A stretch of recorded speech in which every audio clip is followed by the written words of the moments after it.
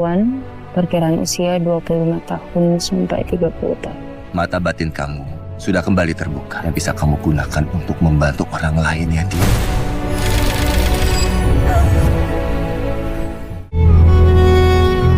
Janak awalnya ditolak masuk, malah bikin hati risih campur aduk.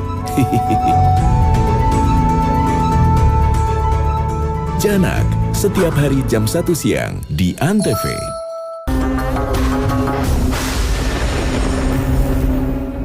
Ya, Karian aku pengen tanya, berarti untuk anak yang ke-6 keluarga tahu ya kalau itu adalah anak dari tahu, istrinya tahu ya? Tahu. Maka dari itu ada pengusiran seperti itu ya? Iya. Apa ada usaha atau mungkin niat pengguguran sebelumnya?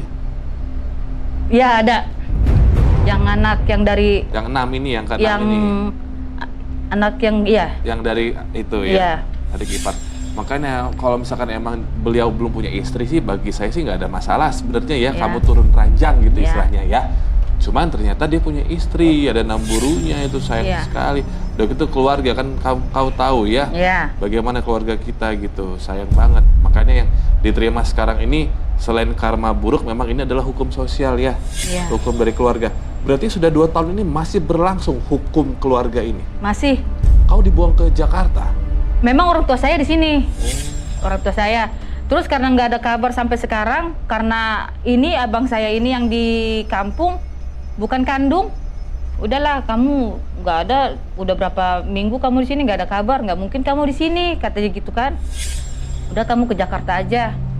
Akhirnya saya ke Jakarta. Nah, ke Jakarta saya tetap aja orang tua saya malu memang, terus terang. Pasti. Pasti, ya. Saya juga nggak berani datang ke rumah orang tua saya. Nah, akhirnya saya ketemu sama teman di situ. Nah, tolonglah saya perlu untuk hidup sendiri, saya bilang gitu. Kerja apapun saya mau, saya kerjain, saya bilang. Ya udah, kamu mau nggak kerja di sini? Iya, apapun, walaupun di tempat yang kotor. Oke, nggak apa-apa. Yang penting saya bisa makan, saya bisa menghidupi saya. Akhirnya saya kerja di suatu tempat lah. Akhirnya saya pikir-pikir, nggak mungkin saya menghidupi anak yang saya bawa ini kan. Akhirnya ada teman juga, saya ngomong sama dia, Kak, ada nggak tahu kakak yang mau mengadopsi anak saya ini? Saya bilang gitu. Kenapa? Katanya, saya nggak mungkin saya hidupin kayak gini. Soalnya nggak mungkin gara-gara satu orang anak saya nggak mau lagi balik sama saya. Itu prinsip saya kan. Emang kayak gimana pikiran kamu? Iya, saya biarlah, mungkin dosa yang kemarin itu saya mau tebus. Saya kepengen anak-anak saya kembali sama saya. Biarlah saya korbanin anak ini, diurus sama orang, tapi carilah orang yang benar-benar bisa ngurus anak ini, saya bilang. Oh ada, katanya. Tapi benar ya? Iya benar. Nggak ada lain-lain pikiran, nggak. Tulus kamu ngasih? Iya. Akhirnya berlanjut, bulan 1 kemarin lah lahiran. Baru. Berarti bareng sama saya dong lahirannya. Bulan Berarti sekarang baru 4-5 bulan ya? Iya. 5 bulan. Iya juga, Donita udah ya. Iya, anak kedua. Udah kurus lagi ya. Iya. Oh iya ya, baru 4 bulan ini ya Donita. Iya, baru 4 bulan. Anaknya cewek apa cowok? Cewek. Terus akhirnya dikasih? Ya saya kasih. Memang dia bilang begini, saya bukan maksud untuk menjual anak saya bilang. Tapi saya minta tolong karena kamu tahu keadaan saya kayak gimana. Orang tua saya tidak, saya udah lepas tangan sama kehidupan saya. Akhirnya ya udah, saya kasih uang selama uang bisa kamu kerja lagi kembali. Jadi kasih, ya anak dibawa. Aku mau nanya deh sama kakak. Ini pertanyaan aku sama Roy sih. Kita berdua mau nanya aja ya. Jujur ya kak ya. Sebenarnya anak ini kakak itu titipkan tulus ikhlas karena sekedar menitipkan atau ada niat barter uang? Memang terus terang dikasih memang uang sama saya. Memang dikasih, memang terus terang. Karena saya tahu kerjaan yang saya ini karena lepas tangan, orang tua saya nggak ada. Pokoknya lu mau lahiran mau apa saya nggak mau tanggung jawab. Sedangkan saya lahiran nggak datang orang tua saya sampai saya sehat betul-betul nggak ada. Adik-adik saya juga nggak ada yang datang. Istilah kata sebatang kara lah saya di Jakarta. Padahal keluarga saya banyak di sini. Akhirnya saya bilang, saya bukan maksud untuk menjual anak saya. Walaupun berapapun dikasih, kalau memang pantas ya bisa saya terima. Akhirnya diomongin lah, kamu mau segini, gini. Ya terserah. Saya mau, yang penting bisa untuk membiayai saya selama saya masih bisa kerja.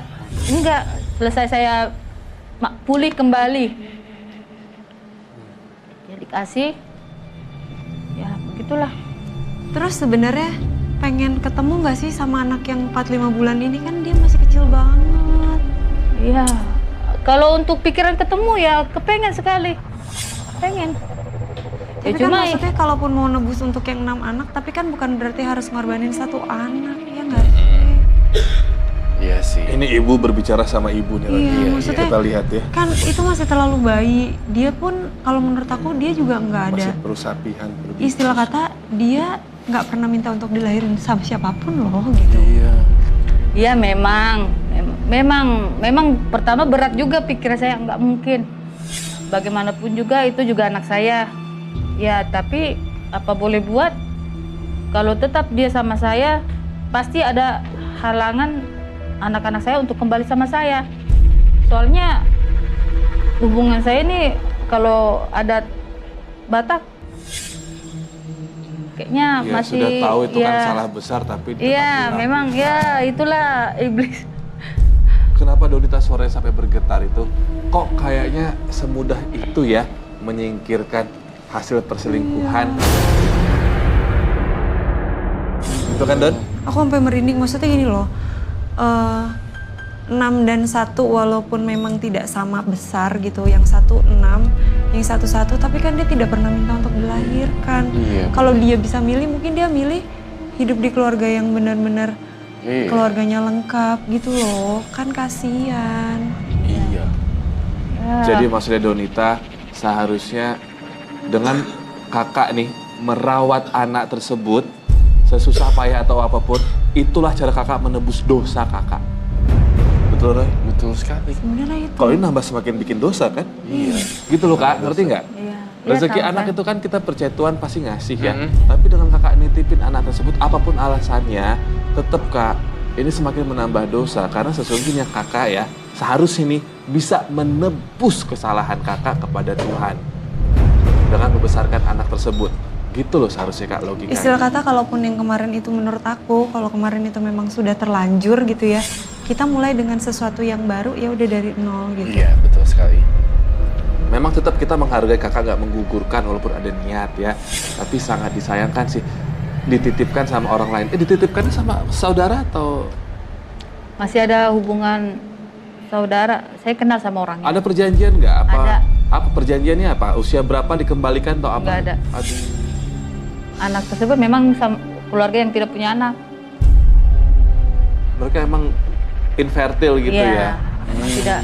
Memang katanya udah 11 tahun berkeluarga tidak punya anak sama sekali. Boleh tahu kakak, saya nggak bilang ini menjual ya, tapi di barter berapa untuk ganti biaya? 4 juta. Hah? 4 juta. 4 juta. Ya. Aduh.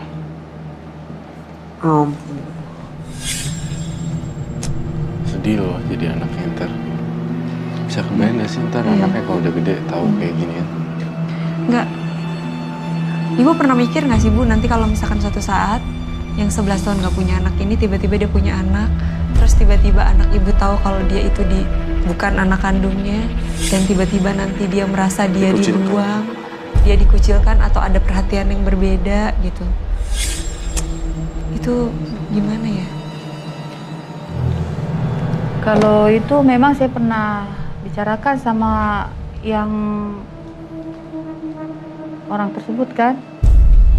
Pokoknya saya mau jangan disia-siain anak saya ini, saya bilang.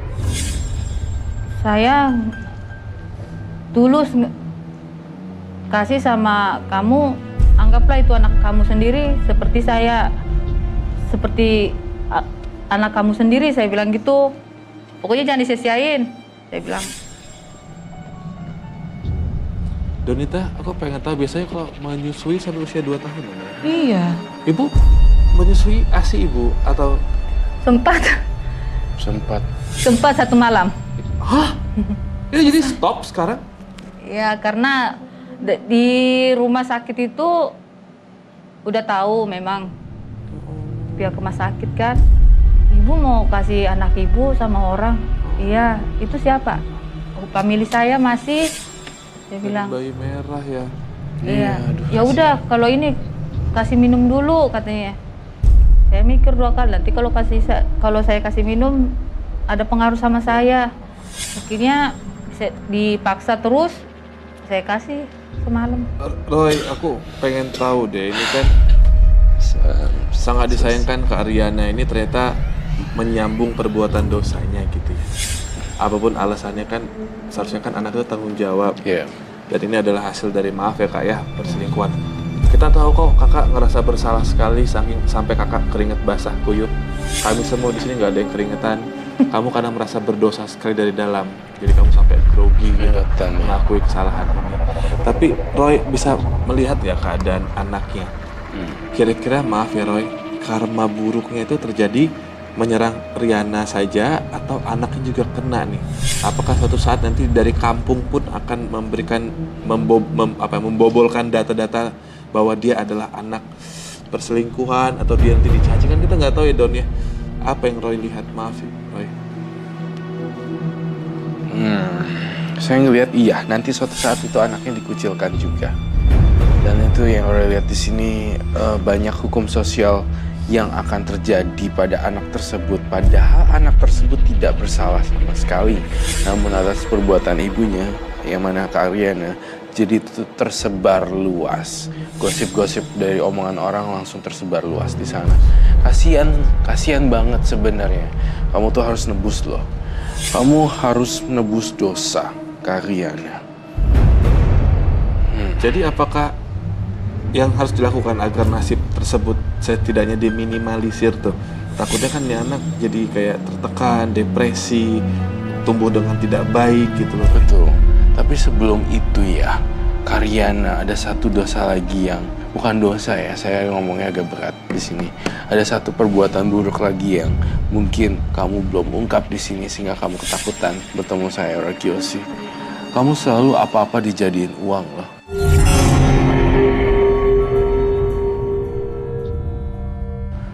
Saya ngerasa ada semacam permainan uang yang apa-apa semua dihasilin dari duit. Kamu ngerti maksud saya, bukan? Iya. Selain daripada membarter anak ini atau menjual uang, menjual anaknya dengan uang, tapi juga hal-hal lain juga dijual.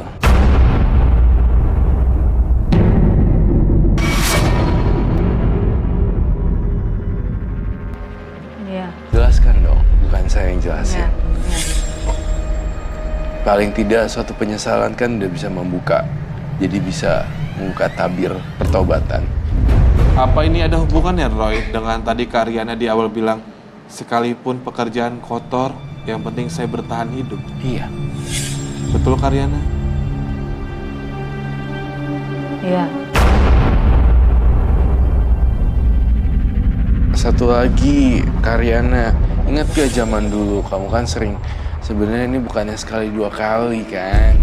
Ada percobaan juga dan telah terjadi pengguguran janin-janin yang udah kebuang yang 3 janin yang lalu-lalu, bukan? Tapi ya itu sama suami saya, bukan sama yang lain. Kenapa digugurin Kak? Ada alasan medis kah? Ya istilahnya ya. Belum sanggup. Kebanyakan ya? Ya Iya. 5 tambah 3 bisa 8.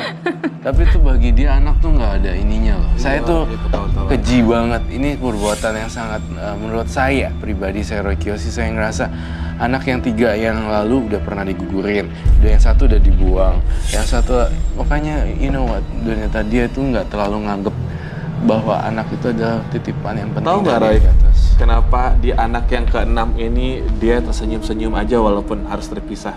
Karena dengan 5 anak yang di kampung dia sudah merasa terbebani dan berharap hidup saya seharusnya nggak begini dengan anak yang banyak. Enggak juga, enggak juga. Karena pikiran saya kepengen anak-anak itu kembali sama saya. Itu aja enggak. Kakak pengen? Pengen. 6-nya atau 5 saja? Semua. Berarti ada 9 lah totalnya kalau saya hitung. Termasuk yang nggak jadi, yang sama suaminya gagal, terus yang brocot di kamar mandi belum dihitung kan? Kamu tahu kan tentang itu? Nah, ketawa kan? Saya bocorin semua satu persatu rahasia kamu.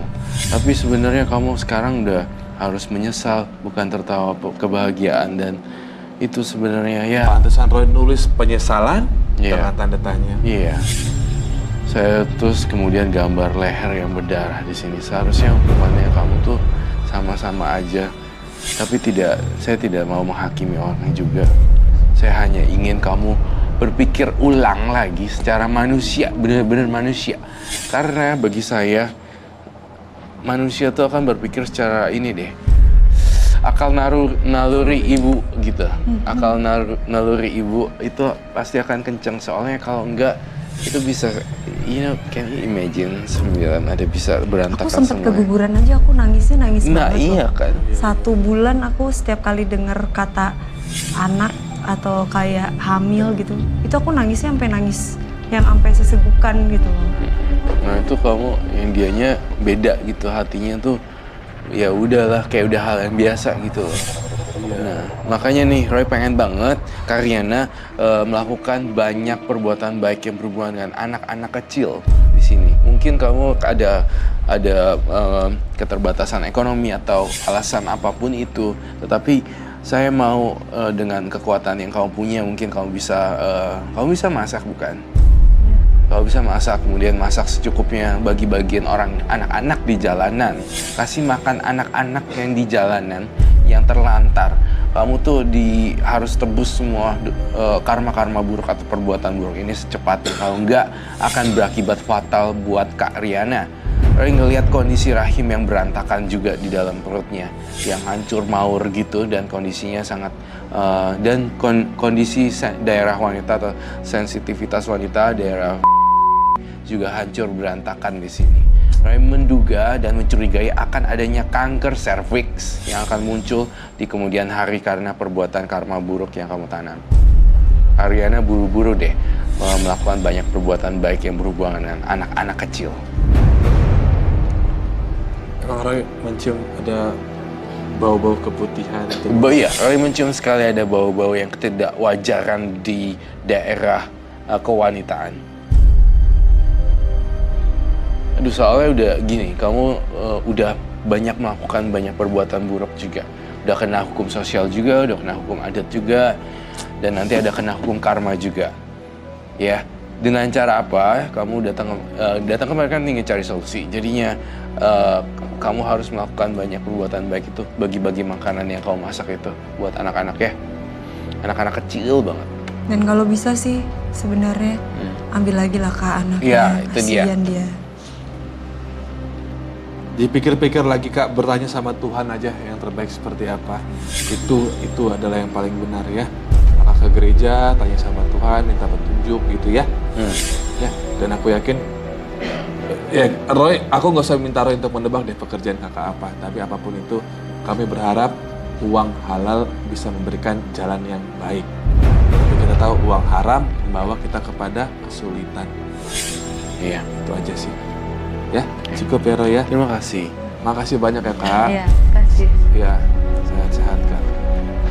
Ya, kita lanjutkan ke partisipan selanjutnya. Roy, silakan. Seorang partisipan yang selama bertahun-tahun diikuti oleh sosok gaib yang dipercaya olehnya adalah sosok almarhum pamannya sendiri. Tanggal berapa, Roy?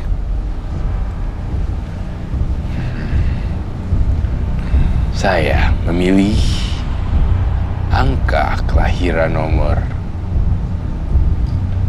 5.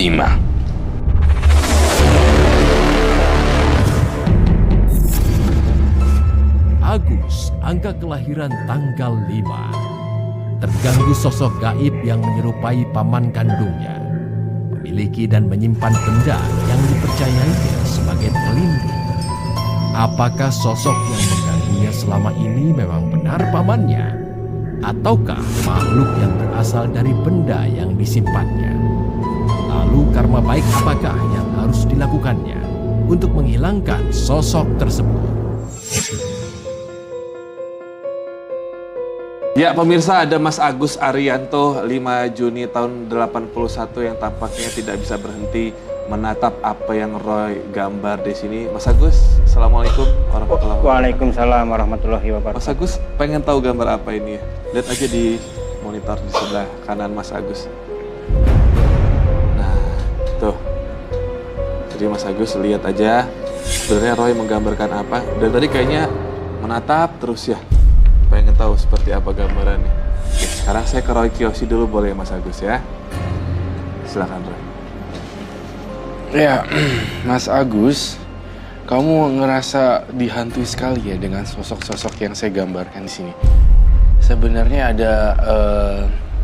ada kaitan dengan hawa mistis yang magis sekali. Dan saya ngerasa muka kamu juga horor. Iya benar. Iya kan? Benar. Wow, kenapa kamu mengiyakan muka kamu horor, Mas Agus? Ya karena dulu kan awal mulanya itu malam Jumat, waktu itu kita itu waktu SD itu suruh waktu ada acara pemutaran G30 SPKI itu kan kita wajib nulis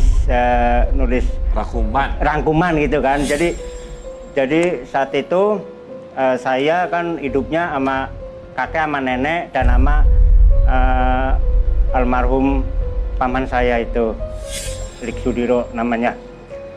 Jadi beliau itu pertama kali itu kayak semacam kesurupan. Itu pas pada malam Jumat waktu pemutaran dokumenter itu. Saya waktu itu masih kecil. Saya sama beliau itu selalu bersama-sama karena saya kan yang diajarin ini nanti yang dirangkum ini maaf ceritanya Pak Sukitman ini begini, itu beliaulah yang nuntun saya waktu itu. Jadi waktu pas tepat jam setengah 12, inget saya itu jam setengah 12 itu paman saya itu kejang-kejang panas gitu kan, kejang-kejang panas. Ya saya nggak tahu apa-apa, saya cuma diem aja. Itu orang yang nonton kan di kampung saya belum ada listrik, masih gelap gulita. Di mana Mas kampungnya? Di Kebumen. Tahun 90-an, itu 95 baru masuk penerangan waktu itu. Jadi semua itu geger semua, sekampung geger semua. Nah habis dari itu kakek almarhum sama nenek almarhumah itu disamperin sama orang-orang, jadi suruh datang itu. Ya akhirnya dibawa pulang.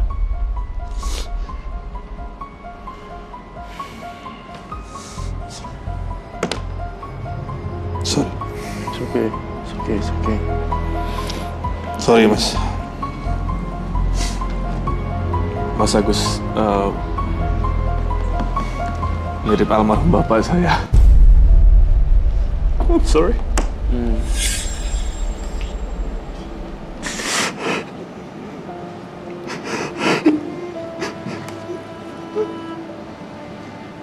It's okay. I'm sorry.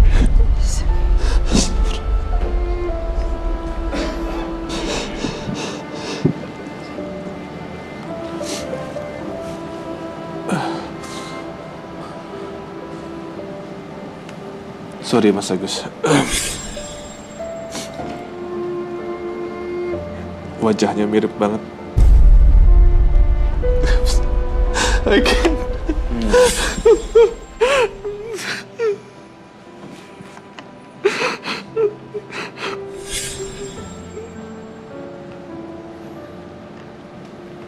Okay.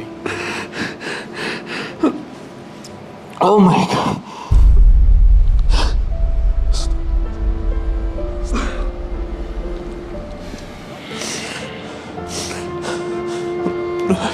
Sudah 16 tahun Katin. Kayak di depan gua lagi, it's weird.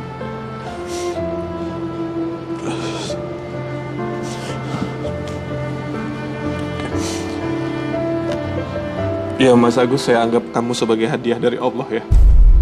Hadir di depan saya dan udah it's dari 2001, udah 17 tahun berarti ya. Persis mirip bapak saya yang udah meninggal. Mas Agus dari minggu lalu di atas kan? Iya. Saya udah ngomong sama Roy tapi mungkin Roy nggak dengar. Aku tulis Roy nomor 5. Kamu nomor 5 kan dari minggu lalu? Benar. Mirip almarhum papi kan. Pas ke bawah semakin jelas kelihatan. Sorry ya Mas, kepotong ceritanya, cuman saya ke bawah. Oh my God, persis banget Roy. Oh my God.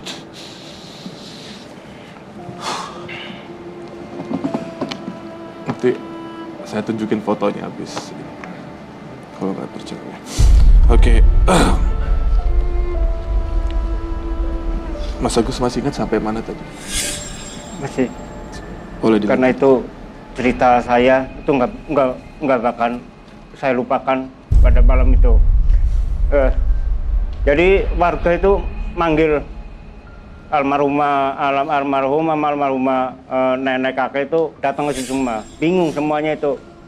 Udah dipotong-potong lah itu, dibawa ke rumah kan waktu itu cuma satu orang yang punya televisi di situ di kampung saya. Jadi rame.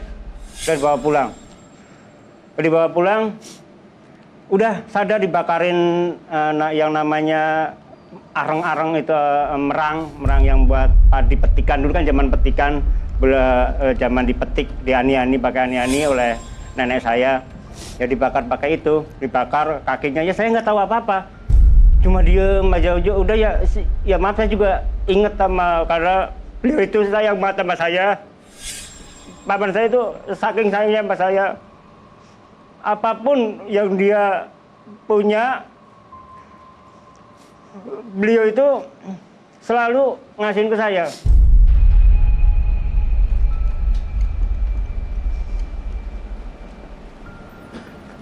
Dia disuruh apa-apa itu mau, beliau sama warga, sama orang-orang buat mijit. Kalau habis pulang ngaji itu disuruh mijit, dikasih uang, nanti dikasih ke saya. Malah kadang-kadang saya yang badung. Saya kadang-kadang ya maaf, saya ngambil duitnya beliau. Kadang-kadang kan masih kurang untuk jajan, namanya bocah, dan bapak saya kan di Jakarta, walaupun selalu diganti oleh bapak saya. Lepas udah gitu ada pesen, pokoknya udah nggak usah kamu ngambil barang, nggak usah ngambil duit. Yang penting kamu jujur, kamu ngomong kalau mau apa aja ngomong, semua dikasih ke saya. Dan yang saya nggak habis pikir itu, waktu mau beliau meninggal itu, saya mau berangkat sekolah. Itu saya udah sekolah SMP waktu itu. Udah sekolah SMP. Dan sebelum itu, waktu yang itu langsung sebelum SMP itu masih banyak itu, kayak kakek sama nenek saya itu sempat bingung, jadi gunjingan warga, apa teman-teman, apa istilahnya, teman-teman beliau, teman-teman tuh itu kenapa Lik Diro? Kenapa itu? Kan saya manggilnya Lik, paman saya kalau orang Kebumen itu manggilnya Lik. Kenapa itu si Lik kok kayak gitu? Udah dibawain ke orang pintar aja. Udah dibawa, ada yang dipanggil, ada yang dibawa. Dan saya pun prosesi waktu yang kalau yang di rumah itu selalu ngeliat. Saya selalu ngeliat apa ya profesi, apa istilahnya yang di ritual itu selalu ngeliat. Jadi intinya saya ngeliat, maaf, waktu beliau pun disuruh cuma pakai celana dalam aja, di terang bulan itu buat nyembuhin katanya ini buat pesugihan orang, apa saingan dari bapak saya waktu dagang di Jakarta gitu kan. Dan bapak saya itu dagangnya maju waktu itu. Dan sama almarhumah ibu saya bulan udah nggak ada, udah meninggal 2004. Pas itu ya balik lagi ke yang tadi yang pas terang bulan itu bulan purnama itu persis Simba Dukun dipanggil datang dijemput ke rumah. Ke rumah itu saya yang paling aneh kok suruh maaf cuma pakai celana dalam di terang bulan, terus dikasih kayak sesajen kayak bakar kemenyan Jawa itu yang hitam. Ada sesuatu apa di belakang kamu ya? Maaf ya, saya setelah dari ngelihat dari kecil kejadian-kejadian paman saya itu, jadi saya yakin istilahnya, terus saya udah dewasa itu saya jadi datang ke orang-orang pinter gitu. Jadi saya ya maaf buat pegangan gitu. Iya, punya barang. Iya, punya barang sesuatu. Pantesan nih barang-barang yang dibawa kamu ternyata jadi tempat rumahnya para arwah-arwah ini. Jadi sebenarnya ini ada banyak banget makhluk-makhluk gaib yang ada di belakang kamu. Ya, maaf Mas, makanya saya datang kemari, saya memberanikan diri ikut di karma baik ini. Saya ini pingin ngilangin semua yang buruk-buruk, dan saya pingin yang netral-netral aja gitu. Kalau andai kata pun masih ada di dalam, karena dulu saya pernah di ritual itu kata ya maaf yang nyembuhin paman saya, ya biarpun paman saya sekarang udah tiada, tiadanya pun masih bujangan juga, dan sangat ya enggak, karena meninggalnya itu dia masuk ke lumpur, ke sawah, dia muter karena ya nggak bisa diceritakan lah kalau itu meninggal nggak semestinya.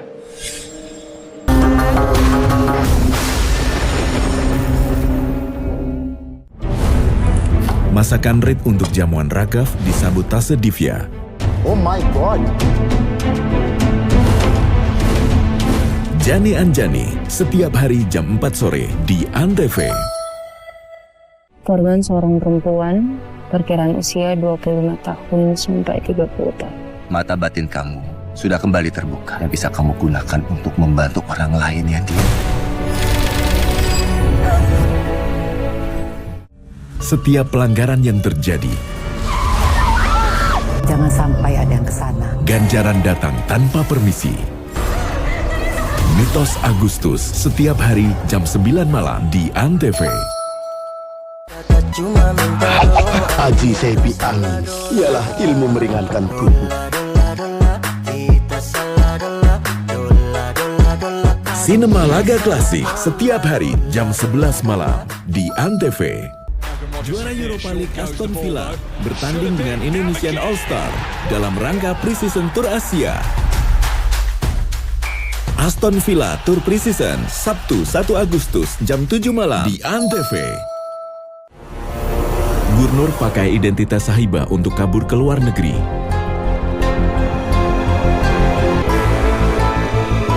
Terry Mary Durian, setiap hari jam 5:30 sore di Antv.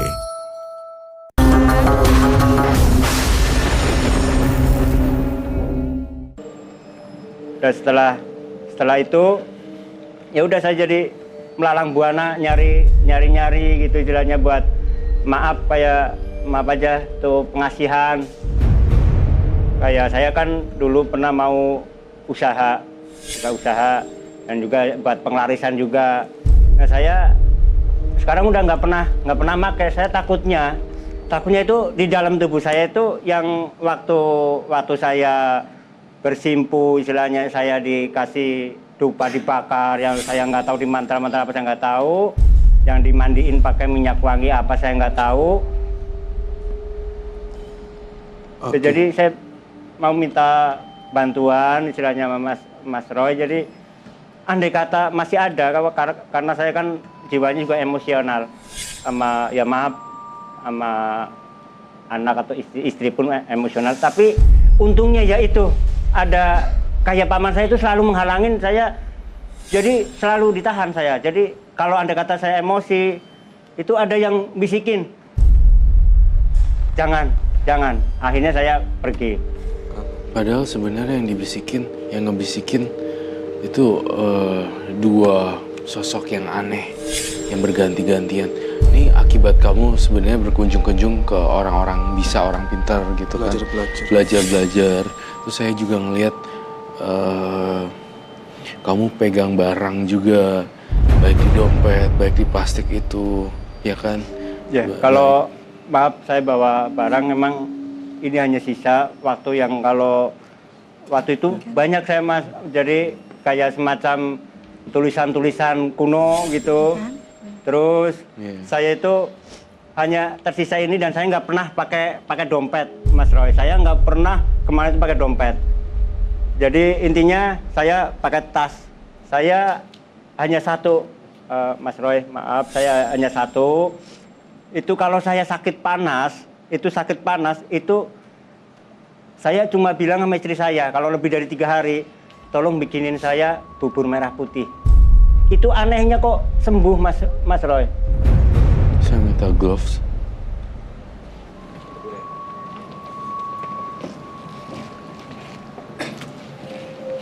Roy, kalau melihat jenis telinga Mas Agus, capingnya menyatu tuh ada bedanya nggak sih sama manusia biasa?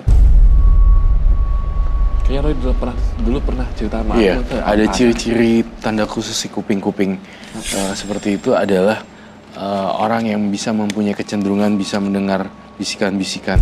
Namun salahnya di sini, kamu nggak bisa lihat siapa sebenarnya yang bisikin kamu. Ya, sesungguhnya. Dan ternyata kamu mengeneralisasikan, menyamaratakan ini paman kamu, ini paman kamu.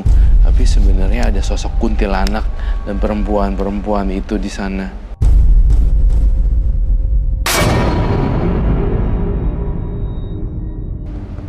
Ini yang dia bawa terus, Roy. Iya. Kamu tahu kan tentang itu?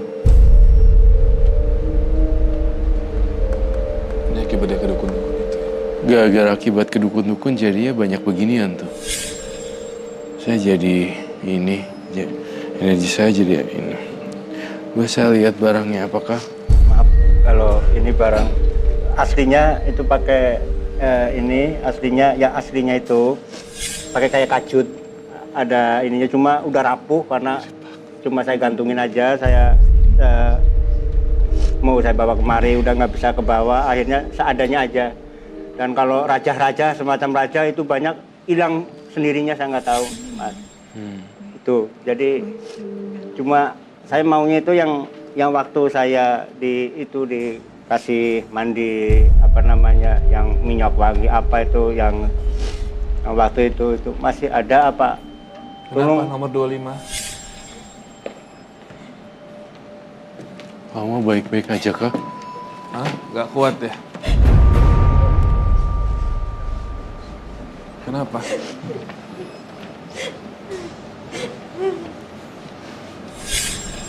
Hah? Keluar aja yuk. Yuk, keluar yuk. Kenapa? Siapa namanya? Kamu? Kamu masih di sini nggak? Ini dulu. Kenapa?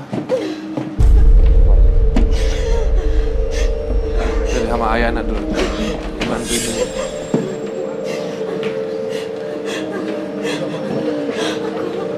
Apa? Takut sama apa? Takut? Karena Pak Agus atau apa?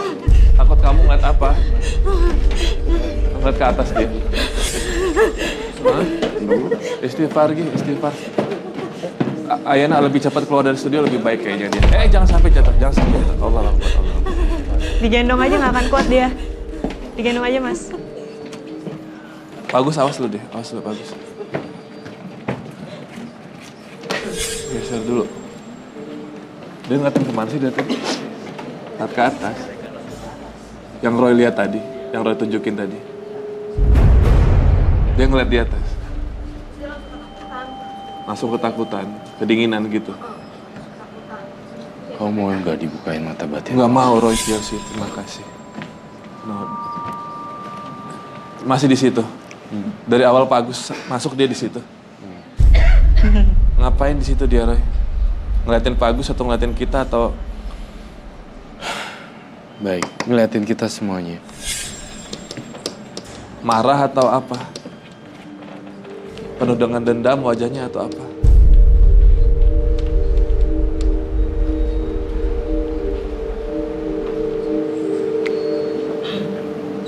Jangan diliatin ya, kalau takut nggak usah diliatin. Jangan diliatin. Jadi marah penuh amarah dan penuh pertanyaan seperti itu. Saya sampai oke, baik. Sejauh ini sampai mana saya tadi? Ini Kajut ya, dia ya, sebenarnya. Kajut. Itu aslinya Kajut, cuma udah sangat rapuh, udah bertahun-tahun. Jadi ya adanya cuma ini, seadanya saya bawa bentuknya ini, dan itu pun ada rajanya waktu itu. Kalau udah pada hilang semua. Kalau dibuka bisa bahaya nih. Itu fungsinya buat apa sih Pak Agus? Maaf, katanya buat pelindung. Kalau itu plastik apa itu? Kalau ini, kalau saya panas, sakit panas itu istri saya selalu Boleh saya minta. bukain semua deh. Itu selalu bikinin kayak gini. Selalu, tapi kok sembuh gitu lah. Saya apakah ada efeknya apa? Selalu bikin kayak gini. Apa itu? Hanya satu bubur piring. Merah Gitu. putih Iya tadi? gitu. Dan dulu saya juga pernah, Mas Roy, maaf lagi Mas Roy, saya juga dulu pernah istilahnya dibejangin sama yang waktu ritual saya. Maaf ini saya cerita padanya karena ini kisah saya sendiri, dan saya saat ini pun masih, ya maaf apa aja, saya ingin ngilangin semua. Kalau andai kata pun masih ada di dalam tubuh saya. Yeah. Jadi saya itu dulu udah pernah diwasiat sama yang ngisi saya, istilahnya itu kalau saya sakit parah dan nggak meninggal, maaf nih, kalau nggak meninggal, tolong bawa nyebrangin sungai. Itu. Saya boleh minta lilin merah? Bapak emang sengaja diisi ya waktu itu? Iya, waktu itu kan lagi, ya maaf, ya kepengen melindungi, takut ya maaf, ada yang jahatin keluarga saya, gitu, keluarga. Dan saya udahlah sekarang udah nggak ini gitu. Jujur di sini tingkat kehororannya dan keseramannya dari 1 sampai 100 95% horor dan mengerikan, serem banget. Karena tidak hanya jin-jin yang lain, ternyata mengundang arwah-arwah lain yang muncul. Terima kasih. Ini Roy masih mengacu yang di atas. Betul sekali. Oh my. Lampu boleh, Om? Istighfar ya semua. Berarti pocong sama kuntilanaknya datang ya, Roy? Iya, pocong sama kuntilanaknya datang. Kenapa saya harus bawa lilin? Karena mereka takut sama api. Astagfirullah. Saya mau berkomunikasi dengan kuntilanaknya. Roy mau lebih redup? Iya, lebih redup. Sudah redup? Lebih redup lagi. Lebih redup. Om bisa lebih redup? Yang nggak kuat jangan diliatin ke arah Roy ngeliat ya. Ya. lihat ke temannya aja atau istighfar.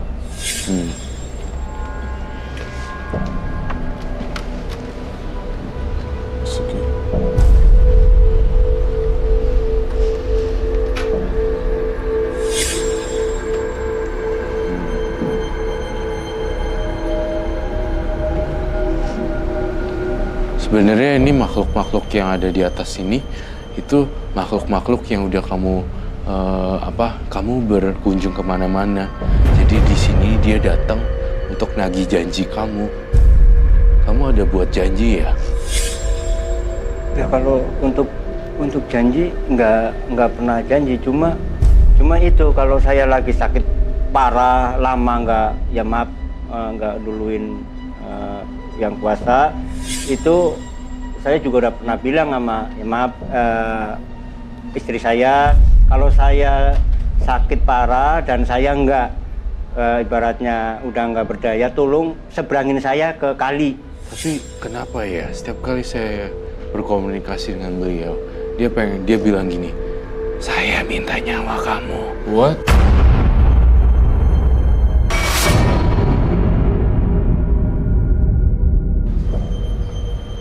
Coba kamu inget-inget lagi deh. Kalau untuk janji nggak pernah. Tunggu. Untuk ekonomi dan segala macam kau bilang. Ya kalau ekonomi saya emang dulu mau usaha dan saya buat pengelarisan.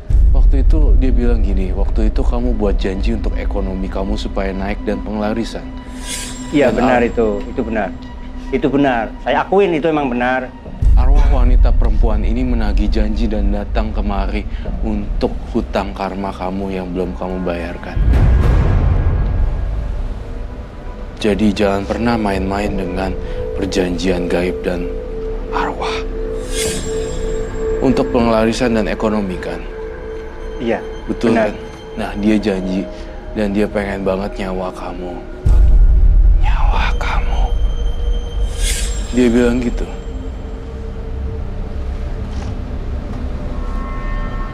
Sebenarnya dia tidak marah dengan saya atau kita semua di sini. Dia tidak marah dengan kamu semua enggak. Cuma hanya saja tidak ada tempat untuk dia untuk turun karena ada banyak doa-doa suci di sini. Penonton-penonton pada berdoa sehingga tidak turun ke sini. Nah, kemudian dia hanya ingin menyampaikan pesan bahwa beliau itu menagih janji. Waktu itu kamu pernah janji supaya kalau berhasil balik lagi ke tempat yang itu. Dan betul kan? Kalau janji itu kayaknya nggak cuma 1 tahun sekali atau per 3 bulan sekali saya itu harus datang lagi gitu. Iya. Itu iya, kalau untuk datang lagi iya saya ingat. Jadi per 3 bulan sekali atau 1 tahun itu harus lagi ke situ. Situ di mana? Di daerah ada kuncanya juga di situ, tepat jelasnya Jaka Tingkir di daerah dekat kampung saya itu kan pegunungan di situ. Nah itu ada tapak tilasnya beliau ada di situ dan itu banyak itu banyak yang istilahnya buat pengelarisan, buat jodoh, buat apa di situ. Kamu suruh balik lagi di sana, tapi masalahnya di sini dia tuh pengen lebih dari kamu itu. Yang dipengenin di Aura Studio ini tuh dia loh targetnya. Dari sekian banyak orang ini? Iya. Jadi dia mengincar kamu sebenarnya karena janji kamu itu belum tertepati. Dan satu hal yang pasti ya, sebenarnya kamu harus bayar hutang kamu dan saya tidak bisa menetralisir karena janjinya sudah terlalu pekat.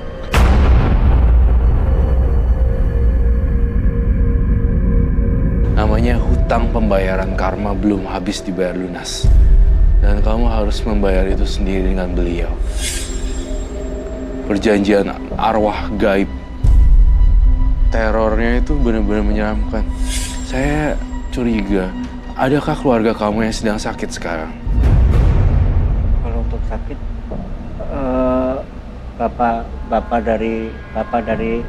bapaknya istri saya. saat ini. Mertua. Mertua. Saya curiga beliau sebentar lagi akan meninggal. Bang, parah sih kemarin udah disamperin. Bener itu emang bener kemarin disamperin subuh atau subuh datang itu suruh pulang dan tanggung nunggu hari raya gitu kan. Jadi ya udahlah nanti sekalian gitu. Sebenarnya banyak banget loh. Jadi kalau udah meninggal semua dikumpul-kumpulin gitu, jadinya kayak nempel gitu. Perjanjian gaibnya terlalu kuat banget di sini. Bahkan saya tidak mau menyentuh sedikit pun barang kamu, karena saya akan terluka dan kena badan saya. Di sini yang bisa menyelesaikan kamu, karena kamu harus ke tempat itu lagi dan menyelesaikan. Kamu dengan bilang, udah deh sampai di sini aja. Terus kamu sebisa semampu kamu semuanya donasin ke anak yatim aja. Karena beliau nih, dia ngincarnya kamu.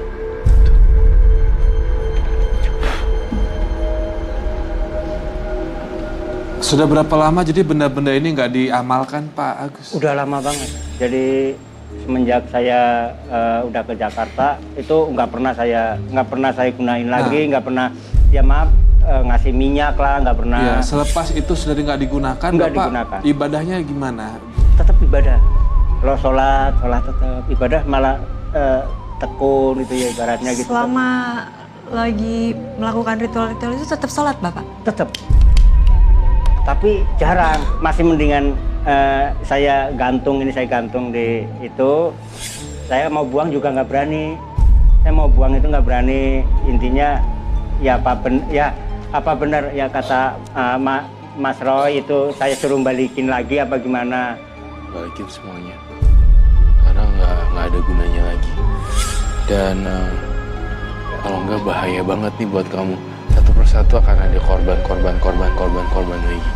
Sebenarnya memang jodoh, mau takdir sebenarnya kan memang dari yang di atas ya, mau dan segala macam. Cuma secara kebetulan adanya faktor yang penyebabnya juga nanti yang akan memakan korban. Saya curiga nanti Mas Agus akan tewas kecelakaan juga. Just gitu. Jadi jangan, makanya saya ingin benar-benar gimana caranya ya supaya ngilangin semua yang dulu-dulu saya pengen. Soalnya setiap kali saya lihat bolak-balik ke atas, dia pengen banget usus kamu. Ya Pak Agus mungkin lebih kuat lagi ya. Jadi lebih dibulatkan tekad untuk taubatan nasuhanya, benda-bendanya. Emang benar-benar. Ya. Karena saya takutnya gini loh Roy. Mungkin Bapak buat perjanjian gaibnya nggak semendalam itu. Tapi kan kita nggak tahu nih yang memasukkan. Iya. Atau yang membantu beliau dalam hal-hal tersebut siapa tahu punya janji-janji tersendiri dengan makhluk gaib ini gitu. Dan kayaknya kan di saat kita melakukan sesuatu itu hitungannya kayak kita mengamini gitu loh. Iya benar. Maksudnya kan ritual-ritual yang entah itu pakai minyak atau apa itu kan kayak hitungannya kita kayak mengamini Mbak. gitu. Maaf, bener. Itu juga waktu saya simpo, saya dikasih minyak wangi terus dibaca doa-doa itu. Saya juga suruh amin gitu, suruh amin gitu. Yang diamini. Itu dia. Aduh, tapi saya ucapkan terima kasih banyak ya Pak Agus udah main ke Karma Baik. Saya pribadi ucapin terima kasih banyak. Terima kasih sama-sama. Roy, Donita. Remind you to your dad, right? Panjang umur ya Pak. Ya, amin, makasih. Makasih doanya, terima kasih. Sama-sama. Assalamualaikum. Waalaikumsalam warahmatullahi wabarakatuh. Nanti aku foto aja di belakang, aku deg-degan. Ya, kita lanjutkan ke partisipan terakhir. Silakan Roy. Ya.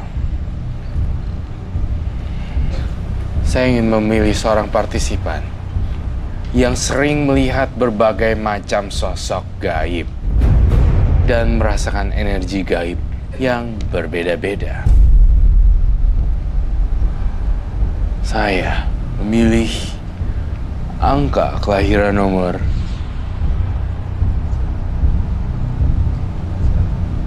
15.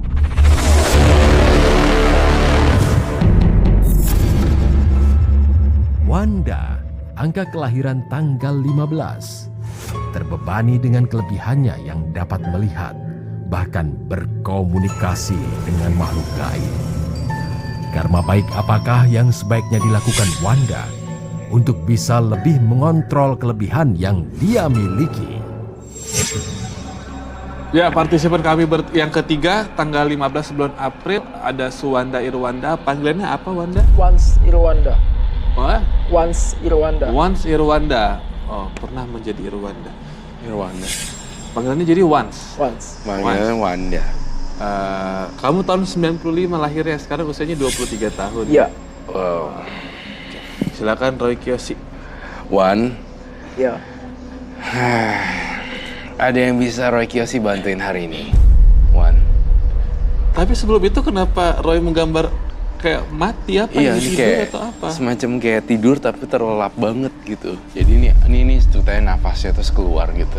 Terus dia bisa merasakan sosok-sosok gaib dari penampakan dari vision, mimpi-mimpi tidur dan seperti itu tuh.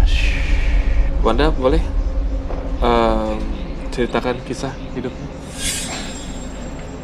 Oke, sebelumnya saya perkenalkan dulu. Saya bernama Once Irwanda. Saya kelahiran di Bogor 15/04/1995. Saya keturunan dari Kalimantan Barat, dari kedua orang tua. Namun saya tidak kesadari, dari SMP saya punya penglihatan indigo. Terus kemudian? Pada saat waktu sudah saya beranjak dewasa, ke SMP kelas 3, saya tertidur.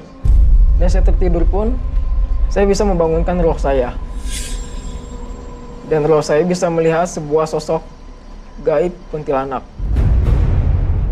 Nggak cuma kuntilanak saja yang bisa saya lihat, saya bisa melihat banyak banget tuyul-tuyul yang berkeliaran. Entah di rumah, di jalan, termasuk di studio ini. Di studio ini? Di studio ini ada. Wow. That's good. Tadi Wanda lihat apa? Saya ada melihat satu sosok perempuan juga. Kamu tadi lihat ada sosok perempuan juga. Dan satu sosok perempuan itu menebarkan aroma sedikit bau amis. Tapi saya mendapatkan energi yang gesekan dengan saya. Karena saya juga dalam diri saya, tubuh ini mempunyai satu orang sosok kera, seperti kera. Saya tidak sadari saya punya itu, dan dia tinggi besar. Dia ada di sekeliling kita, dan mereka melihat kita di sini. Oh wow. Lalu kemudian?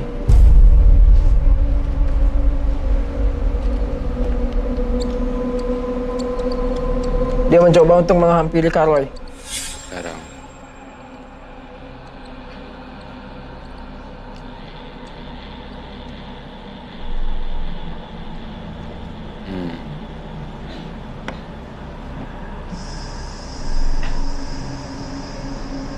Adakah sesuatu yang ingin disampaikan? Sebenarnya kalau untuk dengan hal gaib ini sangat berat yang saya pikul. Dan saya mau mereka bisa lepas dari berada di lingkungan kehidupan saya. Dan mungkin yang saya pikul mereka ini, saya nggak mau pikul mereka. Yang saya juga berat. Terutama seseorang seperti jin, kera yang tinggi besar ini yang ada dalam diri. Nah, saya mau mengeluarkan itu cuma susah. Bagaimana cara untuk mengeluarkan dia? Begitu saat udah kesentuh, otomatis gesekan dari energi lain, energi yang keluar dari dalam diri saya nggak enak. Intinya adalah kalau Kak Robi ambil kesimpulan, Wanda ini tidak bisa mengontrol dan nggak sanggup menjalani sebagai seseorang yang punya penglihatan lebih dari manusia biasa, betul? Terkadang bisa. Okay. Terkadang kalau begitu saat ada aura negatif yang bergesekan dengan saya, kadang saya agak... Mengingat usia kamu kan masih muda ya, kepala dua, maksud saya mungkin takutnya kamu dilihat seperti berbeda dari teman-teman yang lainnya. Donita, Roy dengan penglihatan mereka, sejak kecil mereka pasti dekat dengan bulian. Donita tadi sempat sebelum syuting ngomong sama saya, Dulu aja kemampuan kayak aku dibully-bully sama orang. Sekarang alhamdulillah dibuatin program sama TV. Jadi Donita sendiri merasakan hal yang sama dengan Roy. Nah, kalau kamu sendiri tampaknya secara mental, kalau dari aku sebagai orang awam ya, secara mental kayaknya kamu belum siap. Kamu tuh belum sedewasa mereka berdua gitu loh, menanggapi kemampuan ini. Nah, jadi aku coba ambil kesimpulan apakah data